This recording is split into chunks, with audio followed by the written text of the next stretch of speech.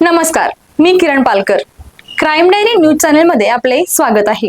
पाहूयात आजच्या ताज्या बातम्या. यड्राव येथे दुग्धजन्य पदार्थाची निर्मिती करणाऱ्या एका डेअरीवर अन्न व औषध प्रशासन आणि शहापूर पोलिसांनी संयुक्त कारवाई करत पनीर व इतर दुग्धजन्य पदार्थाचे नमुने तपासण्यासाठी ताब्यात घेतले आहेत. शहापूरचे पोलीस निरीक्षक गजेंद्र लोहार व अन्न सुरक्षा अधिकारी R.P. पाटील यांच्या पथकाने ही कारवाई केली. संबंधित उपपदार्थाचे नमुने प्रयोगशाळेकडे पाठवण्यात आले आहेत.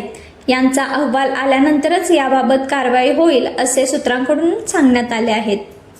सदर डेअरी यापूर्वी शालिमार डेअरी या नावाने सुरू होती. सुमारे 4-5 वर्षापूर्वी भेसळयुक्त दुग्धजन्य पदार्थ निर्मिती केल्याप्रकरणी अन्न व औषध प्रशासनाने छापा टाकून संबंधित परवाना रद्द केला होता. त्यानंतर संबंधित व्यावसायिकाने दुसऱ्या नावाने म्हणजे जमजम या नावाने परवाना मिळवून पुन्हा व्यवसाय सुरू केल्याचे पोलिसांना सांगितले.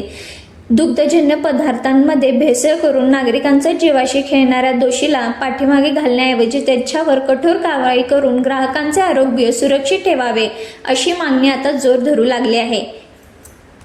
या कारवाईत पोलीस उपनिरीक्षक महावीर कुट्टे, अविनाश मुंगसे, अमोल खोत, एवाजी चुळचूक, रोहित डावळे, युवराज पवार, प्रवीण चव्हाण, बबन माळी, संजू कराड यांचा सहभाग होता.